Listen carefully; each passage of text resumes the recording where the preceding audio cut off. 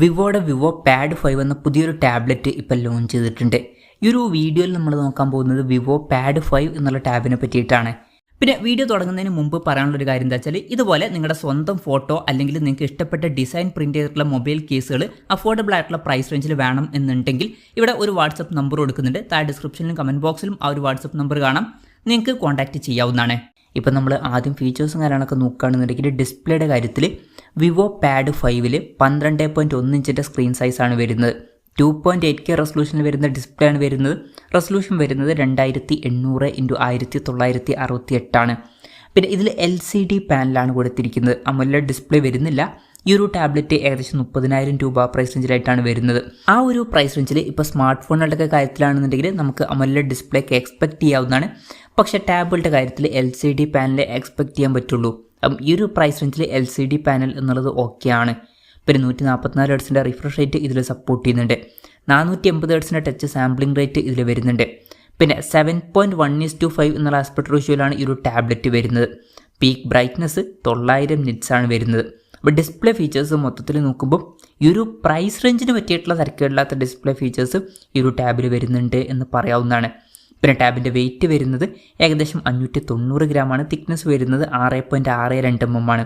പിന്നെ ഈ ഒരു ടാബിൽ കീബോർഡിൻ്റെ സപ്പോർട്ടും അതുപോലെ തന്നെ വിവോ പെൻസിൽ 3യുടെ സപ്പോർട്ടൊക്കെ വരുന്നുണ്ട്. അതായത് സ്റ്റൈലസ് പെൻ്റെ സപ്പോർട്ട് വരുന്നുണ്ട്.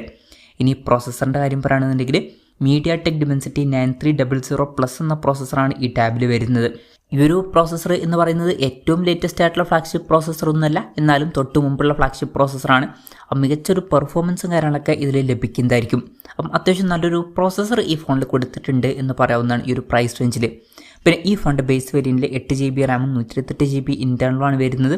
8GB റാമും 256GB ഇൻറ്റേർണലുമായിട്ട് വരുന്ന വെർഷനും 12GB റാമും 256GB ഇൻറ്റേർണലുമായിട്ട് വരുന്ന വെർഷനും 16GB റാമും 512GB ഇൻറ്റേർണലുമായിട്ട് വരുന്ന ഒരു വെർഷനും വരുന്നുണ്ട്.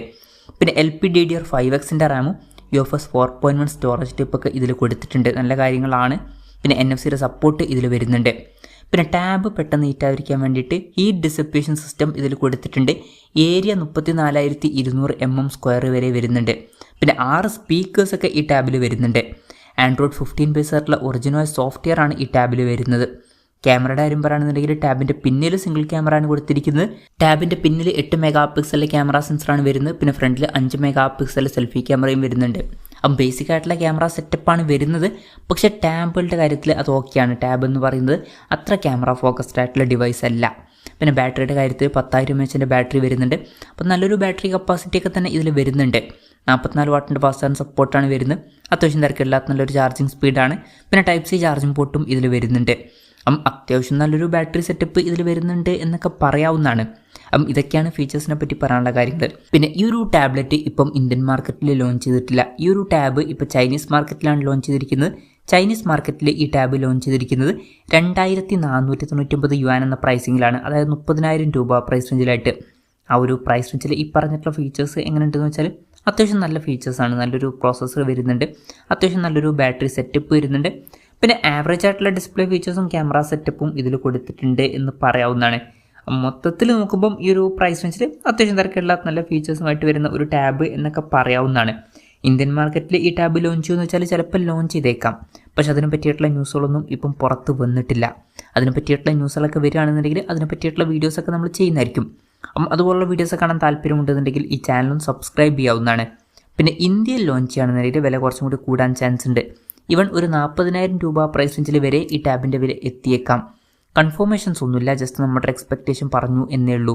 എന്തായാലും വിവോയുടെ വിവോ പാഡ് 5 എന്ന പുതിയൊരു ടാബ്ലറ്റ് ഇപ്പോൾ ലോഞ്ച് ചെയ്തിട്ടുണ്ട്. ഈ ഒരു ടാബിനെ പറ്റിയിട്ടുള്ള നിങ്ങളുടെ അഭിപ്രായം ജസ്റ്റ് ഒന്ന് കമൻറ്റ് ചെയ്യുക. അതുപോലെ തന്നെ ഈ ഒരു ടാബ്ലറ്റ് ഇന്ത്യൻ മാർക്കറ്റിൽ നിങ്ങൾ ഏത് പ്രൈസിങ്ങിലാണ് എക്സ്പെക്റ്റ് ചെയ്യുന്നത് എന്നുള്ള കാര്യം കൂടി ജസ്റ്റ് ഒന്ന് കമൻറ്റ് ചെയ്യുക.